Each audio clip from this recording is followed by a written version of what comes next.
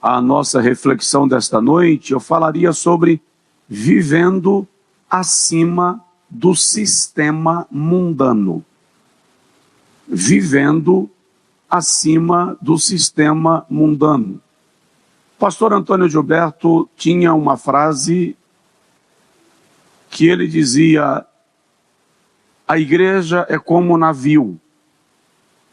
O navio pode estar no mar, mas o mar não pode estar no navio.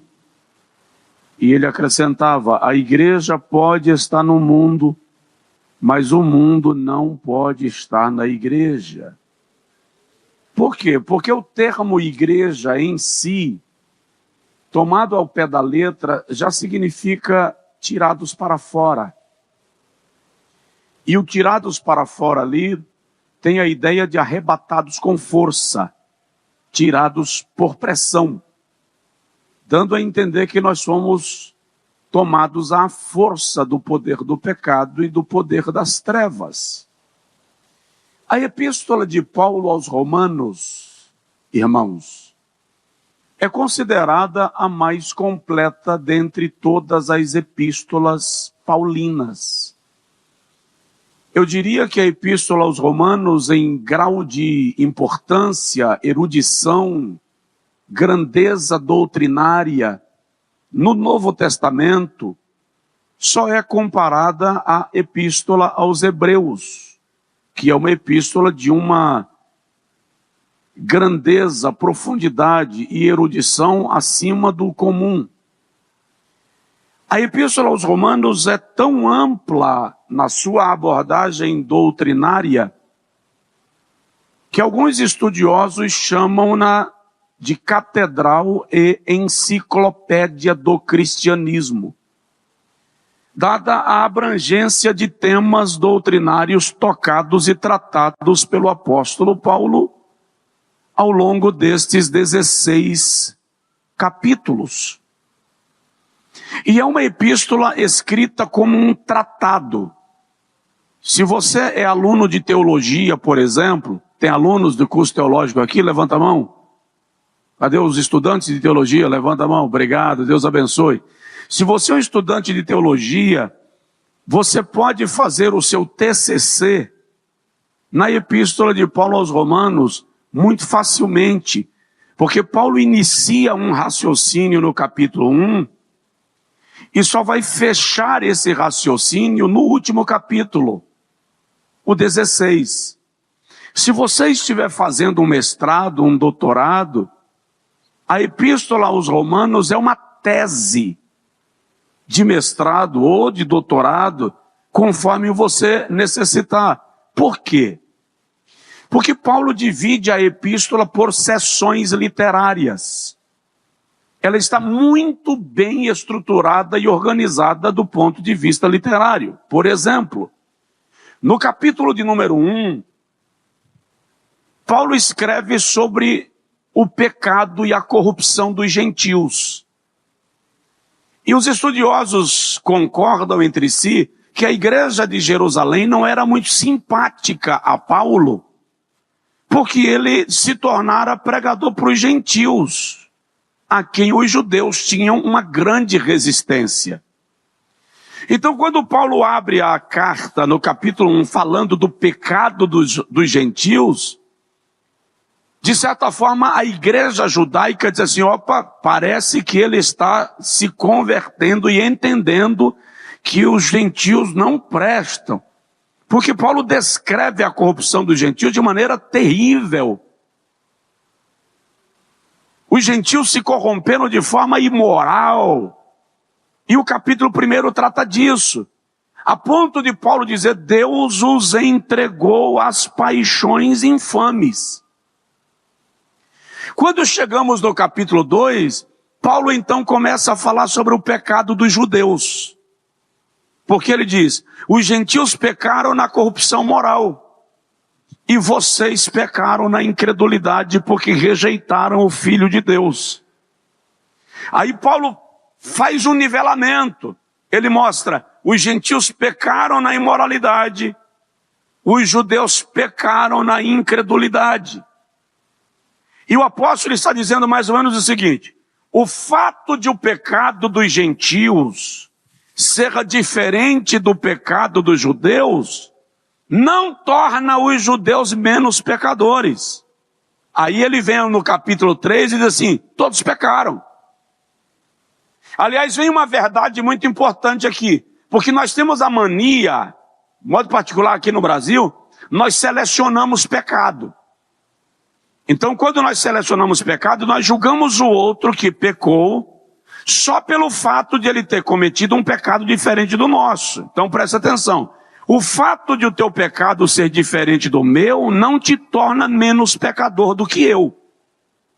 É isso que Paulo está dizendo. O fato de o pecado dos gentios ser diferente do pecado dos judeus não torna os judeus menos pecadores. Aí ele vai lá no capítulo 3 e diz assim: olha, todos pecaram. Todos quem? Judeus e gentios.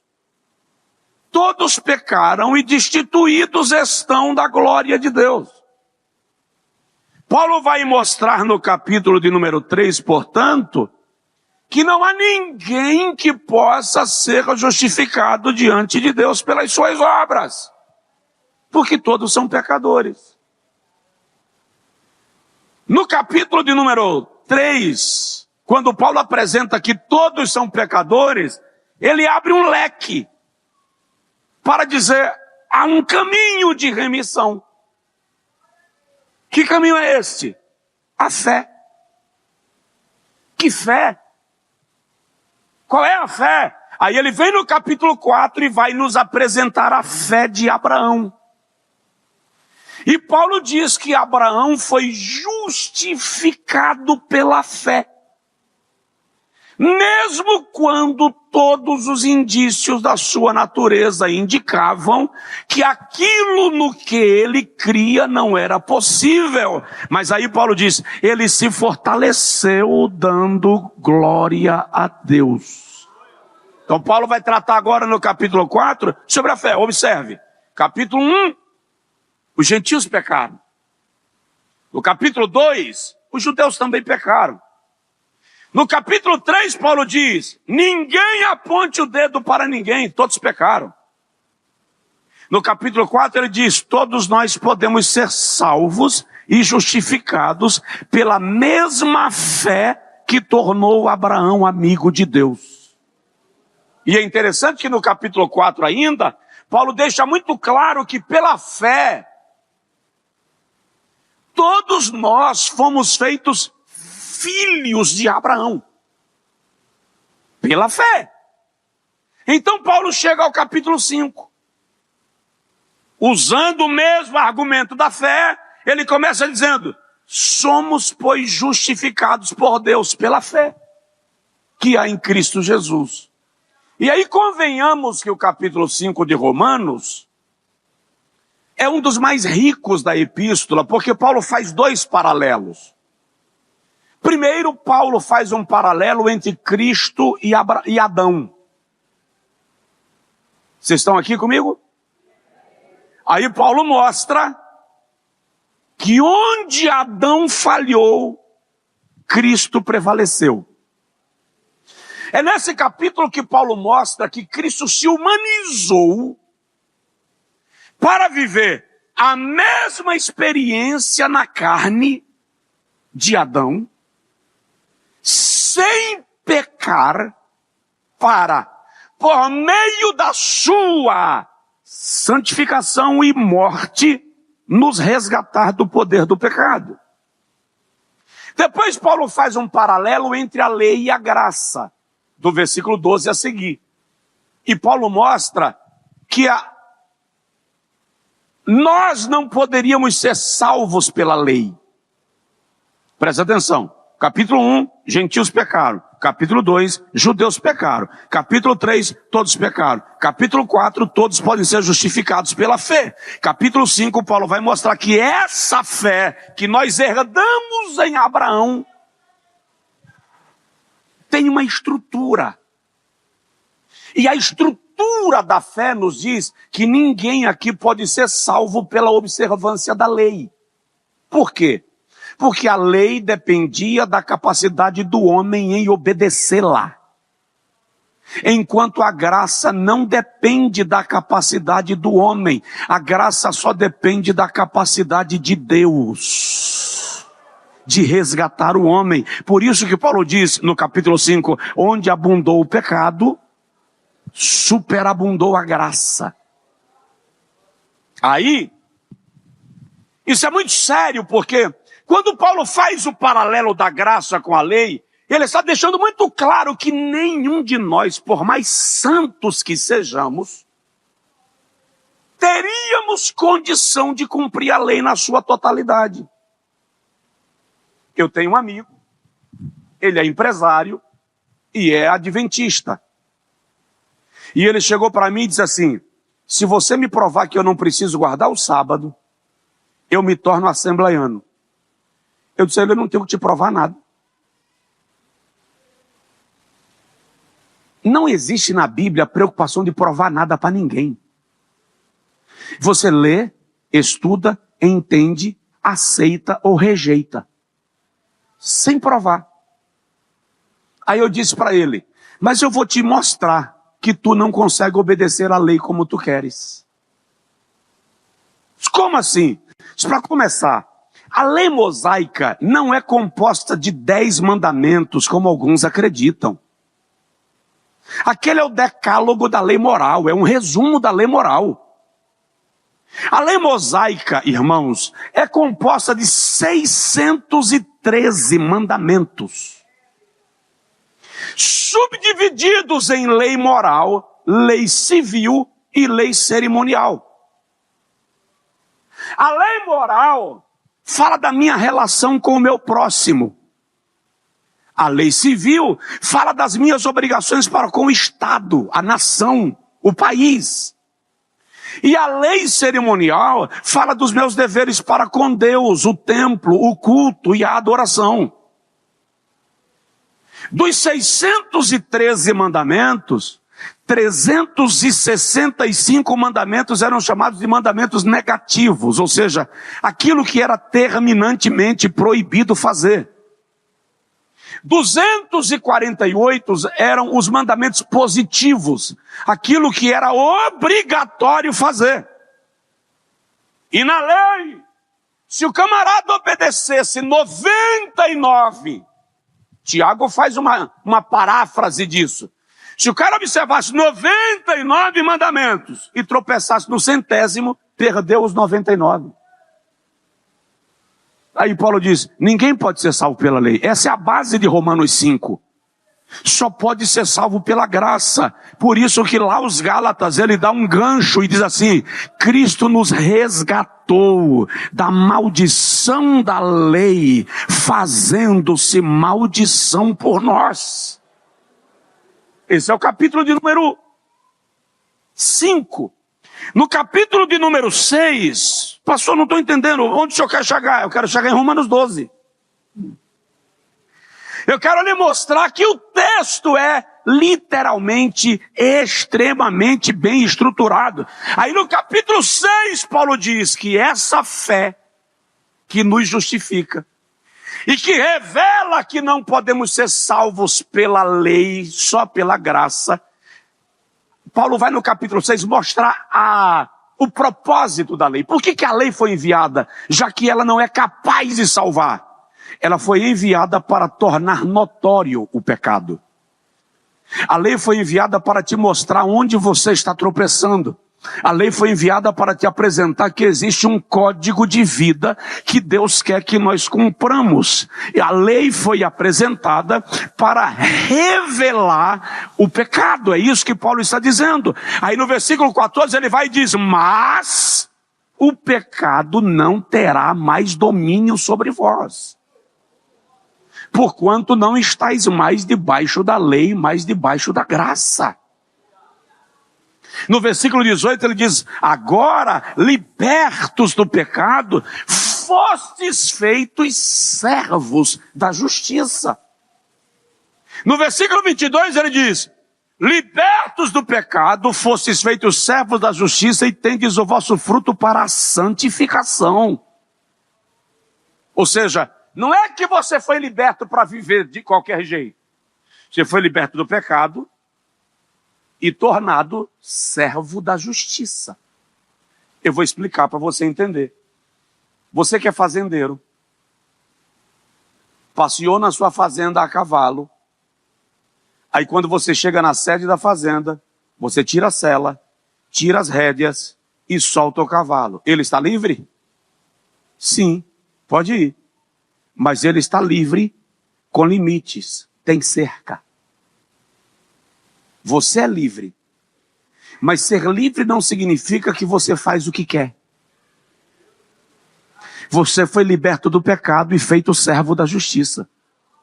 O que mudou foi o seu senhor, não foi o seu status. O seu status continua sendo de servo. Só que antes você era escravo do pecado, agora você é servo da justiça de Deus em Cristo Jesus, nosso Senhor.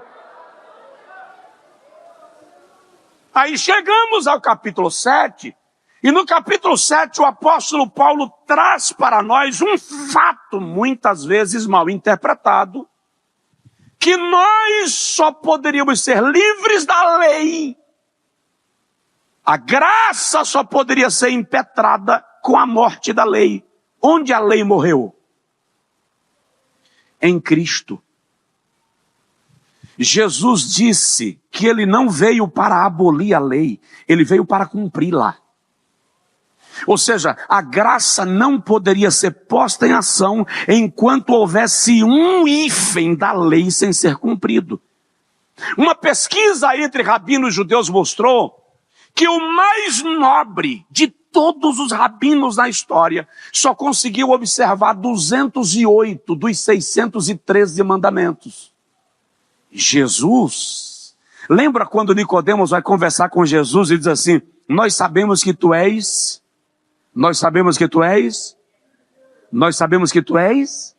mestre. Presta atenção. É um membro do sinédrio olhando para um rabi que nunca frequentou a escola rabínica, só poderia ser chamado de mestre quem frequentou a escola rabínica. Jesus não frequentou. Mas Nicodemos vem e ele não fala por ele só, ele diz, nós sabemos. Ele está falando pelo sinédrio, pelo colegiado.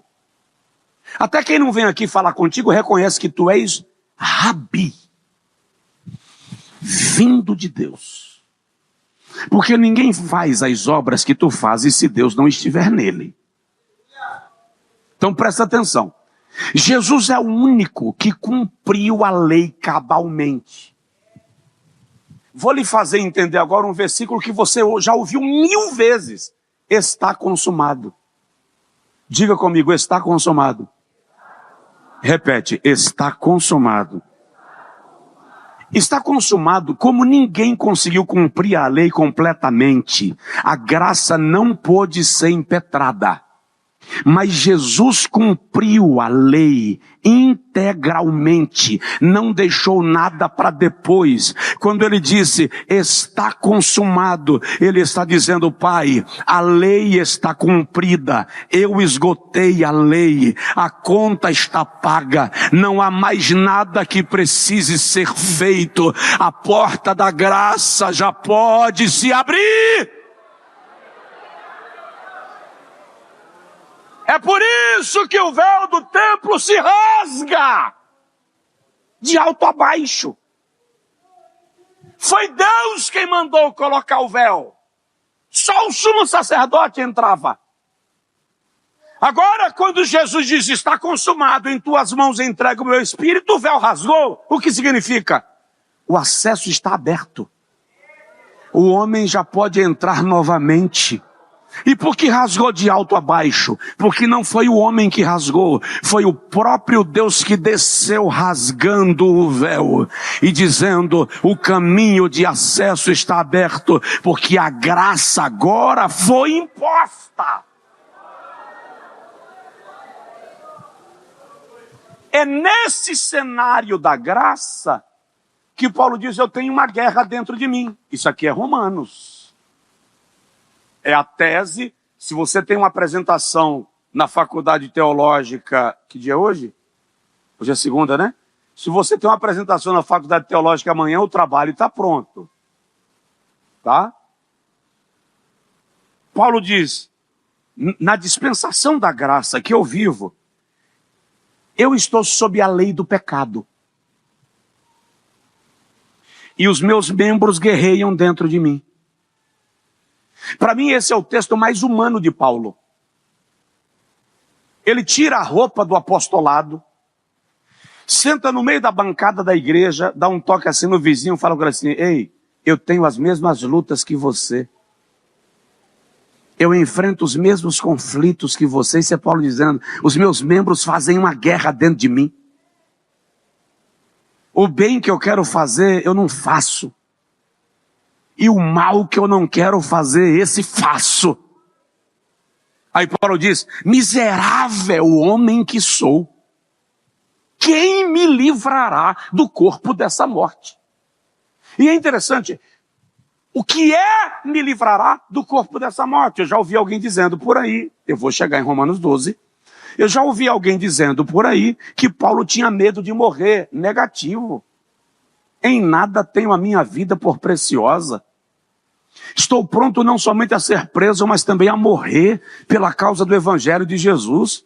Desde agora ninguém me inquiete, porque eu trago no meu corpo as marcas do Senhor Jesus. De ambos os lados estou em aperto, tendo o desejo de partir para estar com Cristo, o que para mim é muito melhor. Isso não é a fala de alguém que tem medo de morrer. Alguns estudiosos dizem que, na verdade, o apóstolo Paulo está fazendo uma inferência jurídica. Aliás, diga-se, Paulo é um jurista de mente brilhante. Então ele está fazendo uma inferência jurídica. Por quê? Porque na Roma antiga, quando alguém era condenado por assassinato, a sentença não era fogueira. A sentença não era a guilhotina, não era a cruz.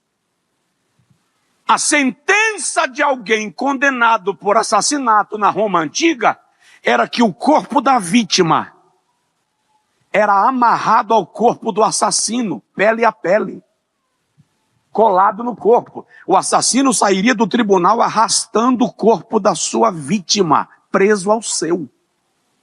A carne morta entrava em estado de putrefação e decomposição, presa no corpo do assassino. As bactérias, chamadas cadaverinas, os vermes, começavam a fluir do corpo morto e contaminavam o corpo do assassino, de modo que ele também morria. Então, quando Paulo diz, quem me livrará do corpo dessa morte? Ele está dizendo, a minha natureza carnal morreu, mas ela está presa a mim. Onde eu ando, eu tenho que arrastá-la. Eu sinto o mau cheiro da minha natureza carnal. Eu sinto o peso da minha natureza carnal. Paulo diz, quem me livrará? É nesse momento que o Espírito da graça chega para Paulo e derrama o bálsamo da graça. Aí Paulo abre Romanos 8 dizendo, portanto agora nenhuma condenação há para os que estão em Cristo Jesus, que não andam mais segundo a carne, mas segundo o Espírito.